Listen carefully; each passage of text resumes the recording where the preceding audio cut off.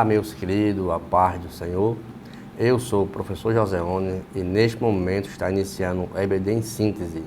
Este programa ele é de inteira responsabilidade do Departamento de Ensino da Superintendência Geral da Igreja Evangélica Assembleia de Deus em Mossoró. E você é nosso convidado para darmos continuidade à nossa lição do nosso quarto trimestre de 2024, que é esta daqui, que tem como título As Promessas de Deus. Confie e vivam as bênçãos do Senhor, porque fiel é o que prometeu. Hoje, em especial, a lição de número 10, que tem como título A Promessa da Proteção Divina. Lição muito maravilhosa, lição especial para os nossos dias de hoje. Como tratar em meio a essa proteção divina. E a lição de hoje, no nosso textuário, se encontra lá em Salmos capítulo 91, versículo de número 11, que diz o seguinte: porque aos seus anjos dará ordem a teu respeito, para que te guardem em todos os teus caminhos. Olha só, a verdade prática ele diz o seguinte: Deus promete sua divina proteção a todos os que são fiéis à sua palavra. Veja que verdade prática bem interessante. Essa verdade prática, ela é o resumo da nossa lição, certo? Nossa leitura bíblica em classe se encontra em dois livros da nossa Bíblia, em Efésios, no capítulo 6, do verso 10 ao 17, que lá vamos tratar da nossa armadura espiritual, e os Salmos, capítulo 91, verso do 1 ao 8. Nós não iremos ler para ganharmos tempo no decorrer do nosso assunto, que é um assunto bastante interessante. Então, como nós sabemos, que muitos são os crentes em nossos dias que tentam expulsar demônio e apavoram-se diante de uma situação, diante de obras de feitiçaria, de objetos ligados ao ocultismo e outros fins. Mas para isso, nós temos um revestimento, temos uma armadura, certo? Que o próprio Jesus, ele fortalece os seus discípulos quanto a essa autoridade que lhes deu pelo seu poderoso nome. Lá em Lucas capítulo 10, verso 19, o Senhor Jesus disse que vos dou autoridade para pisar em escorpiões e em serpente e em todo o poder maligno. E isso nada, absolutamente, não lhes causará dano algum. Veja como é interessante. Nossos objetivos de hoje, primeiro ponto, é conscientizar acerca da batalha espiritual do cristão e quais armas o Senhor disponibiliza para a nossa proteção. Nosso ponto 2 diz o seguinte: ressaltar a onipotência de Deus como base na doutrina para a proteção divina, certo? Aliás, base doutrinária para a proteção divina. E nosso terceiro ponto é compreender que a infalível proteção do Altíssimo é para os que se mantêm fiéis em íntima comunhão com Ele. Olha só, então sabemos que a nossa luta, ela não é contra a carne, nem contra o sangue. Assim, as armas das nossas milícias não podem ser carnais, mas poderosas em Deus para destruir as fortalezas do diabo, né? Ou do inimigo, fortalezas espirituais. Então, Deus, como Ele está aqui, Ele é onipotente, Ele é todo-poderoso, Ele cuida de nós, nos protege contra todos esses males, ainda que Ele não nos impeça de enfrentá-los, né? Então, lá em Efésios capítulo 6, verso 12, que é uma leitura da leitura diária, aliás em classe, Efésios 6 e 12 diz o seguinte: porque a nossa luta não é contra a carne e o sangue, mas contra os principados, as potestades, contra os dominadores deste mundo tenebroso, contra as forças espirituais do mal nas regiões celestiais. Em 2 Coríntios, capítulo 2, verso 11, e diz, olha só o interessante, diz assim: para que Satanás não alcance vantagem sobre nós, pois não ignoramos quais são as intenções dele. Olha só como é interessante esse texto. E ainda em 2 Coríntios, capítulo 10, verso 4, o texto diz o seguinte: porque as armas da nossa luta não são carnais, mas poderosas em Deus para destruir fortalezas, destruímos raciocínios facciosos. Então, vejam quão interessante a nossa lição de hoje, certo? Na introdução, o autor deixou bem claro para explorarmos dois textos fundamentais, né, que é lá em Efésios e lá em Salmos, capítulo 91. E nessa base dessa explicação, que Paulo se refere que a luta do cristão não é contra as pessoas ou coisas específicas ou físicas, mas contra as forças espirituais malignas, principados, potestades, que indicam declarações ou denominações de demônio sob o comando de Satanás. Então, essas forças operam em um reino espiritual, influenciando o mundo físico totalmente. O Wisby, em seu comentário sobre esse texto de Paulo, ele diz o seguinte: ele enfatiza que o cristão precisa entender a gravidade da guerra espiritual e estar preparado, olha só, diariamente com a armadura que Deus deu a ele. Então, é diariamente, não é uma vez, é diariamente. E Mateus Henry, ele observa esse texto de Salmos, que é uma declaração de uma confiança absoluta em Deus como nosso protetor. Ele ensina que as promessas de proteção são aquelas que escolhem habitar na presença do Altíssimo. E é interessante que nosso primeiro ponto aqui é a proteção espiritual contra o inimigo. Proteção espiritual contra o inimigo.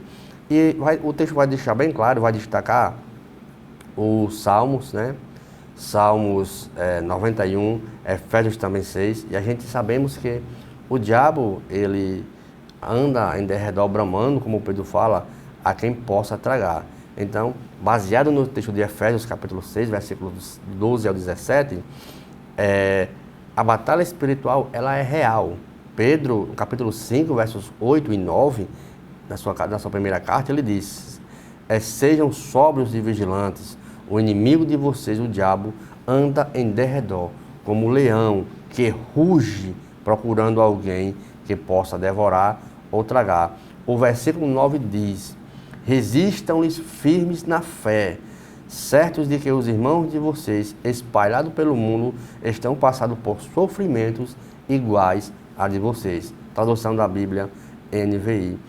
E a identificação do inimigo também, sobre essa proteção contra o maior inimigo que nós temos que ter, lá em Efésios 12 descreve que a luta dessas pessoas vai ser contra os poderes das trevas e que esses termos apontam para uma direção de forças organizadas malignas comandada pelo nosso inimigo. Então, a proteção espiritual dessa batalha não vem da força humana, mas de Deus, que fornece armas específicas, como também está no texto de Efésios.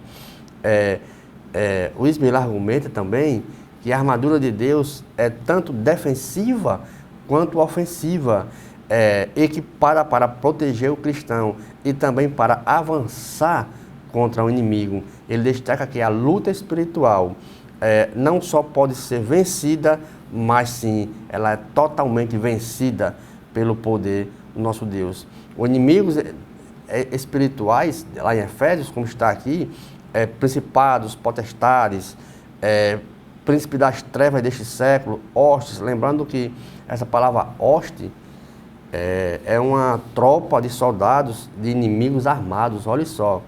E essas expressões que o apóstolo Paulo utiliza, por exemplo, principados, como a gente já vem aqui na lição, no subtópico 2, o governo maligno de um reino espiritual, potestades, poderes contra os servos de Deus, até que maquinam contra os servos de Deus, príncipe das trevas, demônios organizados para liderar, hostes, legiões, prontos para batalhar, armados. E o objetivo do inimigo, qual é? Deter estratégia para tentar barrar o avanço da igreja e enfraquecer os crentes. Então, este é um objetivo que o inimigo utiliza. Ele coloca estratégias para tentar barrar o avanço da igreja. Ele cria obstáculo para o Espírito Santo e a comunhão de Deus não se utilize do crente. E nesse ponto interessante, John Stott, ele usa em um dos seus livros, ele enfatiza que Satanás é descrito como um inimigo estrategista, usando seus poderes para cegar, enganar o mundo, mas o cristão ele pode prevalecer por meio dessa armadura espirituais. E nossas armas quais são? Cinto da verdade, couraça da justiça, calçados para a preparação do evangelho, escudo da paz, capacete da salvação, espada do Espírito. Então, mostra que a armadura descrita por Paulo como uma providência ali de Deus que simboliza armas indispensáveis para uma batalha espiritual. O cinto da verdade representa a honestidade e integridade que os mantém firmes contra as mentiras do diabo, de Satanás. E a aplicação desse ponto é que o cristão, ele vivendo na verdade, o crente desmascara todo o engano do inimigo. Então temos que falar a verdade. Couraça da justiça protege o coração contra os ataques espirituais que tentam romper ali o crente, tentam corromper o crente. E nessa aplicação viver uma vida justa e reta diante de Deus impede que o diabo ele encontre aquelas brechas para acusar as pessoas. Evangelho da paz, calçando o evangelho da paz, simboliza prontidão para anunciar as boas novas de Cristo. O escudo da fé, além dos dados inflamáveis do maligno, que podem ser dúvidas, medos ou tentativas, a aplicação desse escudo é confiar nas promessas de Deus, que bloqueia todos ali os ataques do inimigo.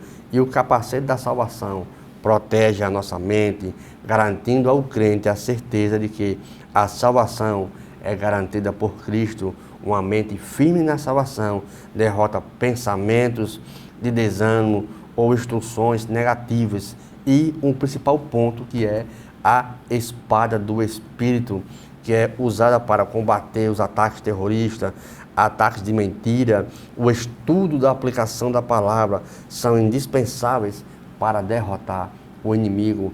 Charles Spurgeon, ele enfatiza que as armas espirituais são eficazes porque são dadas por Deus e destaca que a oração e a palavra de Deus são indispensáveis para o uso correto da armadura de Deus. Que maravilha, meus queridos. Olha só o quanto de informação temos apenas neste bloco 1. Mas não sai do seu local, que logo logo iniciaremos o bloco 2 com o tema A Maravilhosa Proteção de Deus. Lembrando de nos acompanhar pelas mídias sociais, pelo nosso canal do YouTube, EBD em Síntese, pela Rádio Libertadora 96.3 e pelos canais da TCM 23.3. Voltamos já.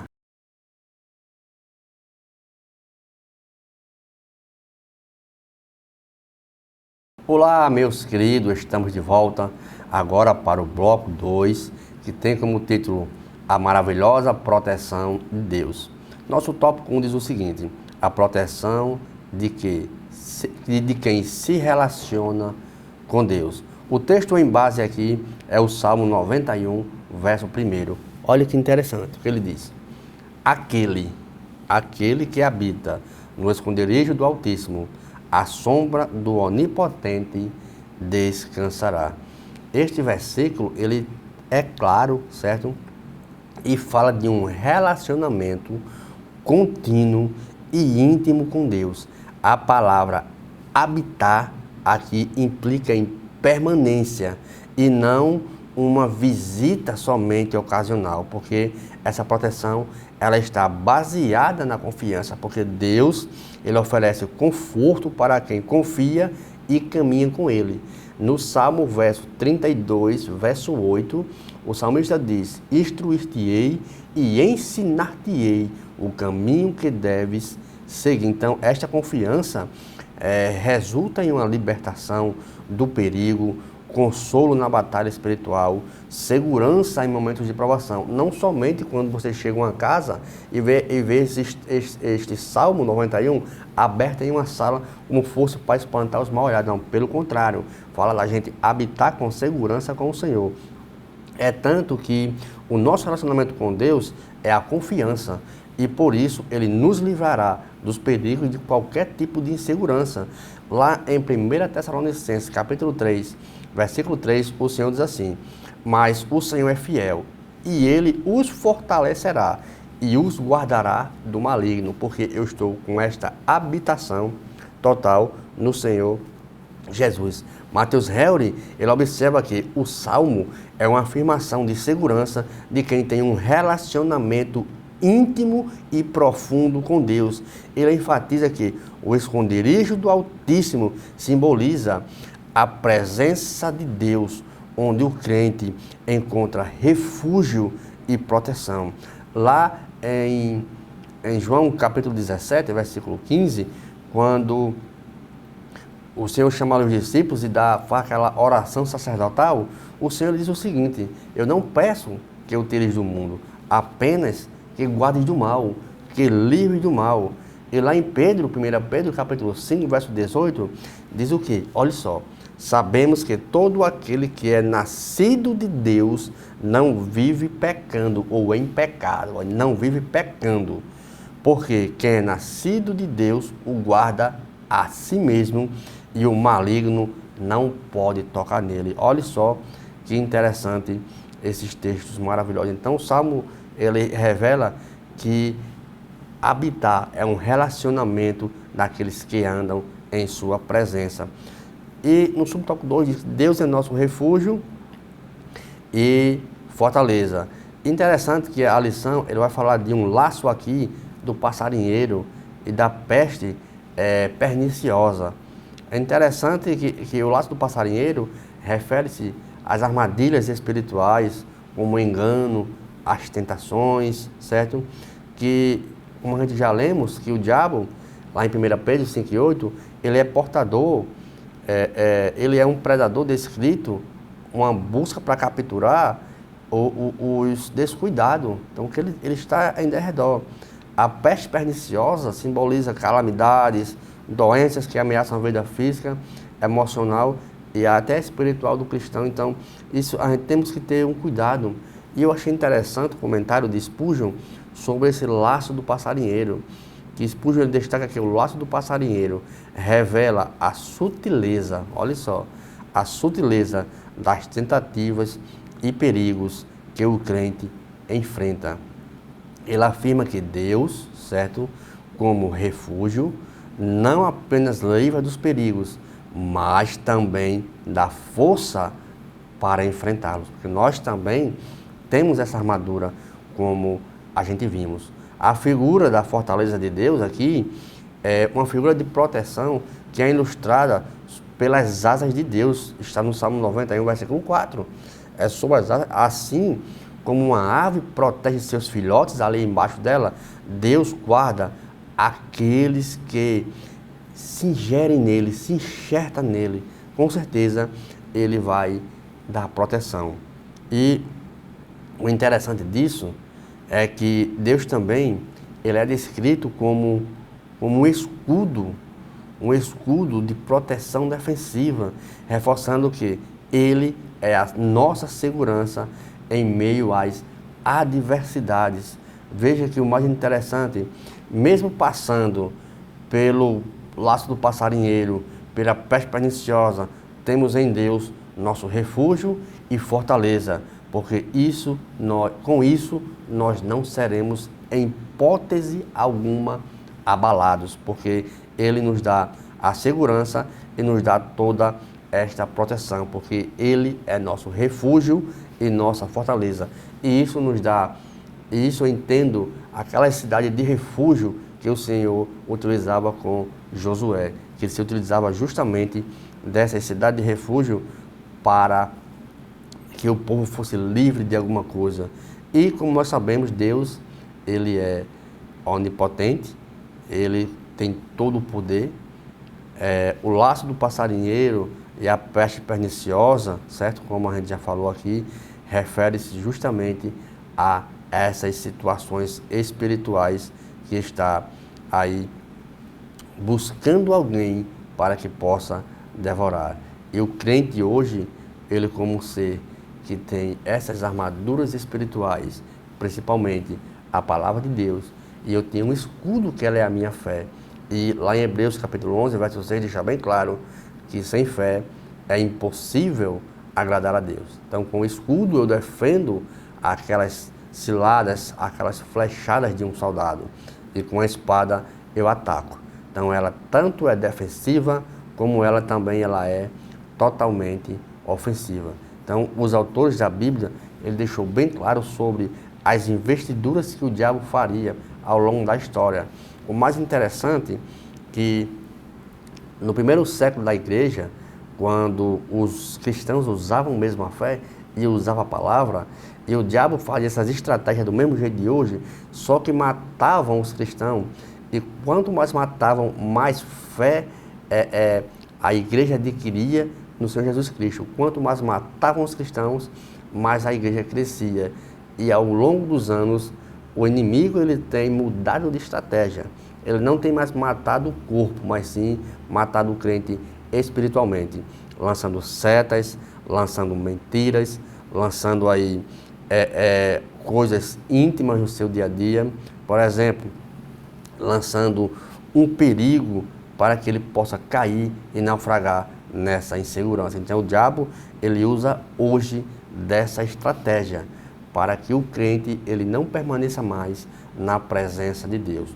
Mas nós temos um Deus onipotente, nós temos um Deus que nos fortalece, um Deus que nos protege, um Deus que nos guia. E esta proteção que eu vou ter tudo com o Senhor é através do meu relacionamento com Ele. Então, tudo isso que nós fazemos, nós nos garantimos essa proteção, porque o Espírito Santo, ele irá nos capacitar. O termo lá, dunamis, é uma habilidade que a gente recebe do Senhor. E essa habilidade vai fazer com que a gente vença o maligno. Como lá na carta de 1 João, como ele diz que, jovens, vocês são fortes, porque vocês já têm vencido o maligno. E a base de tudo isso é a confiança no Senhor, quando Ele oferece o descanso para esta caminhada de quem confia nele, porque fiel é o que prometeu. Então, meus queridos, não saia do seu local, que logo logo iniciaremos o bloco 3 com o tema promessas e proteção. Mas lembre de nos acompanhar pelas mídias sociais, pelo nosso canal do YouTube, EBD em Síntese, pela Rádio Libertadora 96.3 e pelos canais da TCM 23.3. Voltamos já.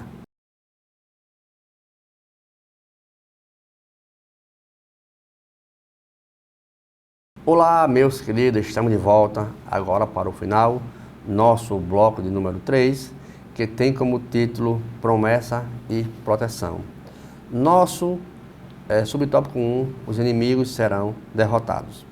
O texto-chave disso é essencial, 1 Coríntios, capítulo 15, versículos 24 ao 26. Deixa bem claro, quando chegar o fim, o Senhor vai esmagar. Então, deixa bem claro esse texto. E lá em Mateus, capítulo 16, verso 18, que muitos entendem esse texto ao contrário, que diz o seguinte: edificarei a minha igreja. Olha só, a igreja vai estar firmada, vai estar alicerçada. E quando a gente começa a ler esse texto, a gente pensava naquela época que era o inimigo vindo bater na porta da igreja, mas é o contrário. Edificarei a minha igreja e as portas do inferno não vão prevalecer contra ela. Olha só como é interessante. E baseado também nesse texto, Paulo se utiliza, como já citei, 1 Coríntios, capítulo 15, verso 24, diz assim: depois virá o fim, quando tiver entregado o reino a Deus, ao Pai, e quando houver destruído todo o domínio e toda a autoridade e poder. Olha só, Cristo, ele está no controle, de toda a história e vai trazer esta derrota definitiva a todos os inimigos, incluindo também a morte, que é o único inimigo.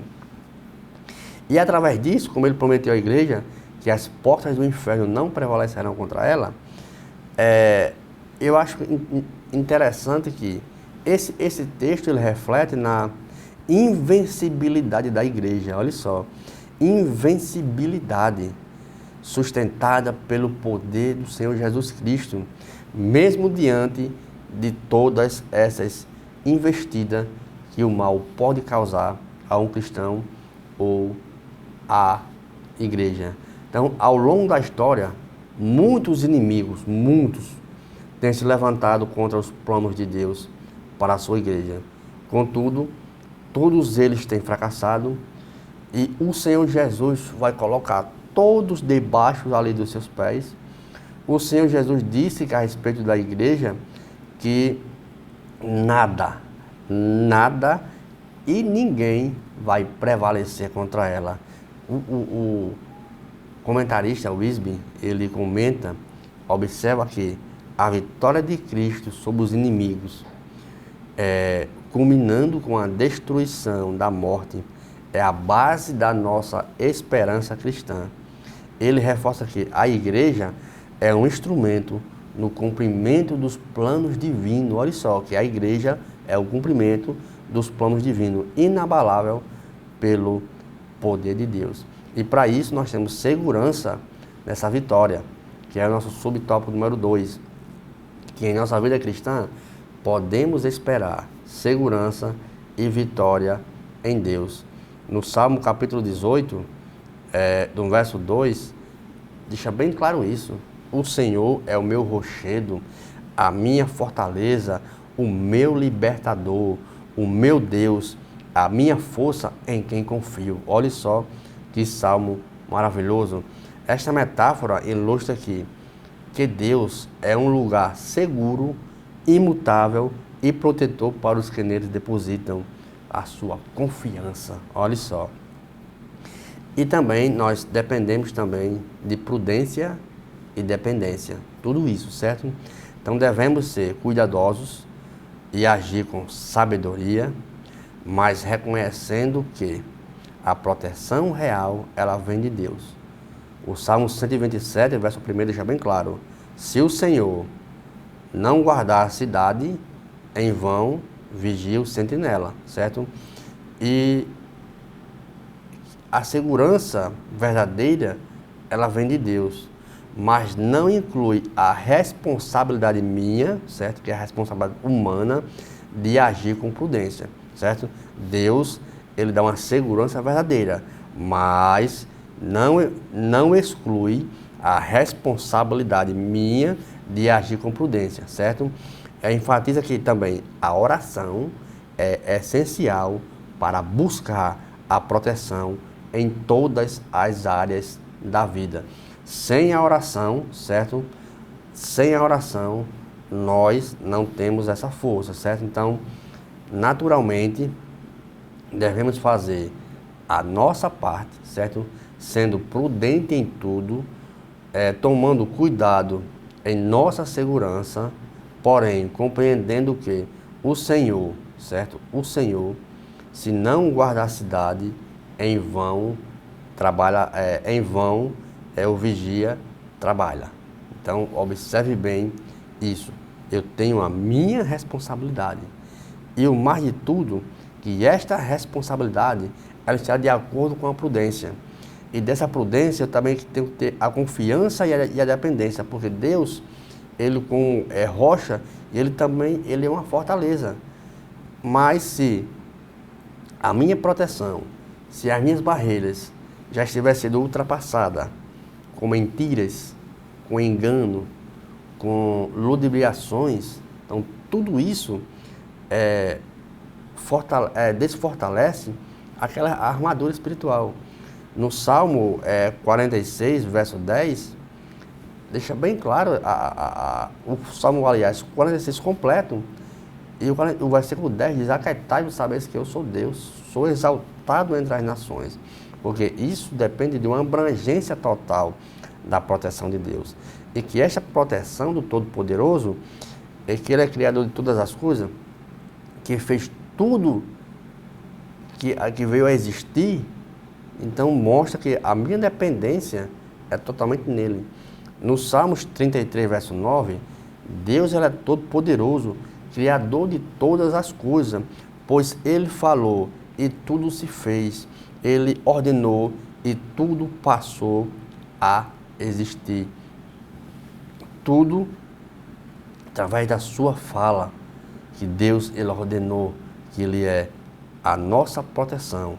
Ele é onipresente, onipotente e onisciente. Então, a proteção de Deus não está limitada a um local ou a um momento. Ela é presente em todo lugar, como está escrito lá no Salmo 91, que nós já lemos. Então, proteção para mim e para minha família. Salmo 46, verso 1.